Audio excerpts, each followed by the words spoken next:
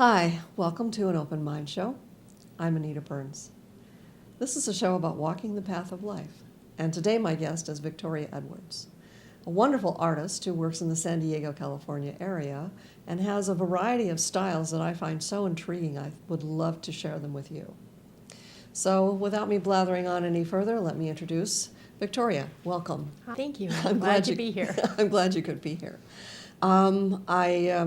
I've been following your art for a long time, and I just love your work. I really do love your work. It's very inspiring, and you have such a variety of styles. I mean, you have some that's almost poster art and stained glass looking, and then other styles that are a little more organic, and you seem to be equally comfortable in both styles and in a wide variety. So tell me how you got started in this. I mean, as a child, were you an artist, or did you draw for your friends, or? Actually, as a child, I drew for fun, and mostly landscapes. I drew animals. Horses were really a big thing for me, and it was just mostly for fun. I was never trained or took any classes. No. It was just a hobby, and I especially enjoy drawing trees and landscapes. I grew up in California. I'm a native Californian. My father was a state park ranger. Was that in Southern California? Or? Actually, throughout, from as far as Big Sur down all the way down to San Diego.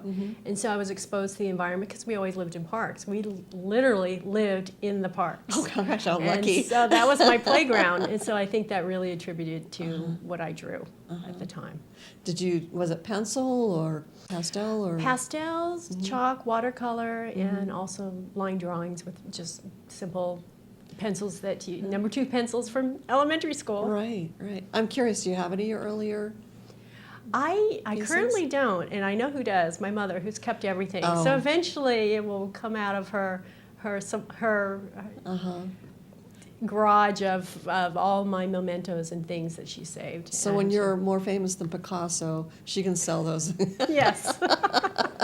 Become very, very wealthy. Yes. Yeah. And so you started doing this in a more formal way, I think, before your son was born? Right. Jake is 12 now. 13 years ago, I picked up a drawing pencil and paper and took a couple of local classes in Irvine, California, where I lived at the time, and started just drawing for fun and felt like I needed to get back into it, and that's really where it began. And I realized that was my true passion, and that is when I got serious. I took as much time as I could, having a young family and a husband, and drew when I had found the time. Yeah. So that was your my children beginning. are a little older now, so. Yes, they're 12 and 11-year-old. And since then, I've continued to master the basic skills through classes from Southern California. I had the chance to move to Okinawa, Japan, which influenced most of my current work. How cool is that? Oh, the God. Asian Did I really influence. say that? How cool is that? Excuse me. Never mind, but that's wonderful. Yes, and I actually had my first studio in Okinawa, Japan, on a military base, believe it or not. Do you speak Japanese? No. Oh, okay. No, just a few words. And so I created my very first painting, actually my completed painting that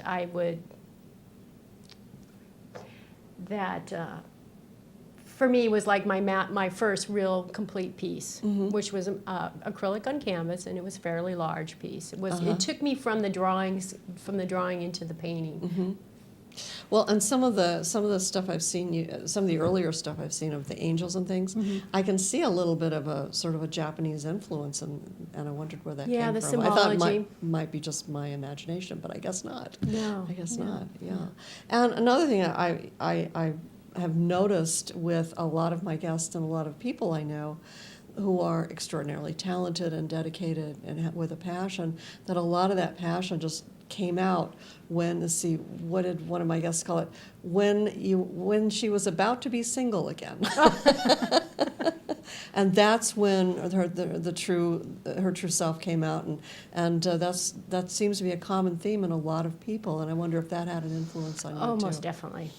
Yes, and I think being in Asia for 3 years, took me out of the Western influenced and dropped me into an environment so completely different than what I was ever used to. Not a number one, military, but also the consciousness is really brought me more to an inner space, inner calm, and I found that I started to work more with my intuition as opposed to just drawing with basic skills. So that's when things started to come to me, images, and I allowed my spirit to really take over and create paintings that meant a lot to me with what I was going through at the time. And at the time was really the beginning before I actually broke up with my husband. And so that period, as much as sometimes I wish I couldn't I could forget about it, was very important to my current work. Yeah, yeah. And some of the work, some of the work you did before, which had sort of a stained glass look. I mean, I'm just interpreting that myself. Where a lot of them were angels, and you combine that with an organic feel in certain parts of the painting, for the wings and so forth. And where does your inspiration for the angels come from? That's a good question. They just appeared to me, and in my vision, my inner vision, they came through onto the canvas. I found that I started sketching figures that resembled people, but they really looked more like angels, and they were very quick sketches. And as I worked more with those sketches, the figure would just appear, and the angels would just appear. As I transformed the sketch onto the painting, more organic materials came in, like the crystals and the wings that maybe look like butterflies. And so I would incorporate those into my paintings too. So they were really there as my true guidance in the time of very, very a traumatic time in my life. So. And they're so beautifully colored, brilliant jewel tones, some of them. And yes, I love color, and it comes natural to me. I'm very gifted in color. I'm very fortunate for that.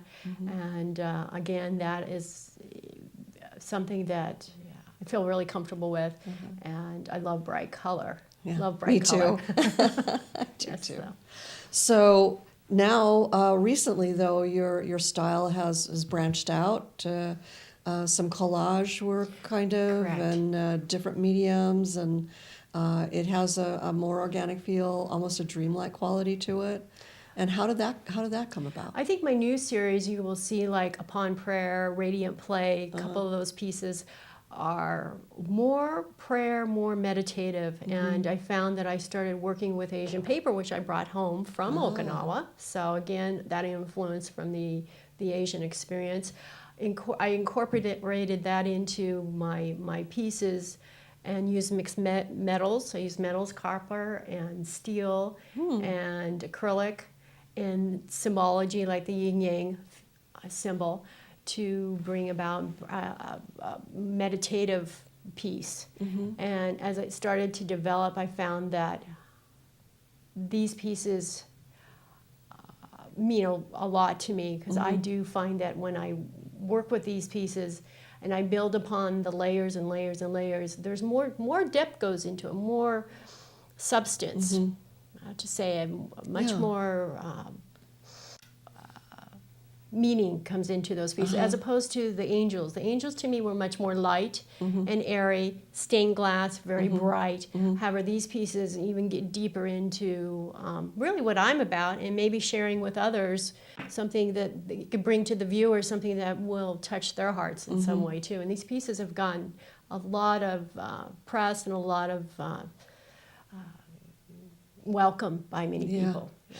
Well, So. you can look at them and see so many different things in them. I mean, if I look at one, for example, the one with the Buddha, Yes. as I look at that, different things will pop out at different times, and maybe in different lights that even looks like totally changed. So they're very interesting. Yeah, I think the layering of the paint in the paper, the collage, the metals, it changes as you, depending on what time of day you're looking at the piece, where it's placed in your home, and Yeah. You're right.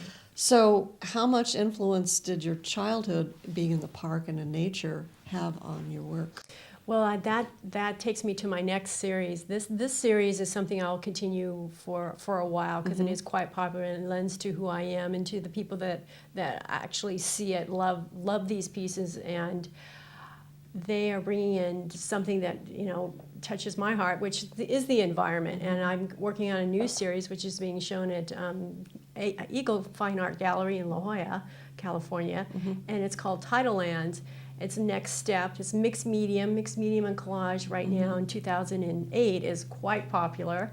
People are looking for some abstracts that not only can hang vertical, horizontal, you can move the pieces, they could be multiple pieces in one painting. And the newest piece has 3 panels, which incorporates glass from Okinawa again. Oh, At yeah. the last of my materials from that wonderful stay there. And you can move these pieces around, and it's about the tides. It's about the coastlines here in California, and eventually I'm going to branch out to other coastlines as the first in the series. And it takes me back to my roots of growing up in the environment, and I feel so comfortable. How comfortable with fascinating. that. Now, I've seen a photograph of the piece that you were talking about, but I'm sure that no photograph would do a complete justice. You'd have to, especially with the mixed media that doesn't show up as Right. well It doesn't in in a photographs. photograph. Yeah, and That's you actually would see seen. it, and it just would come alive. Right, Uh-huh. right. And you have you show in a gallery. In fact, you're associated with a gallery, I think, in San Diego, right? Correct. Yeah. And what is? It's do you in La want to mention? Jolla. It's on Prospect Street. Eagle Fine Art Gallery. Eagle Fine Art. Eagle. Yes, Eagle. Yes. Fine As Art in Gallery. eagles.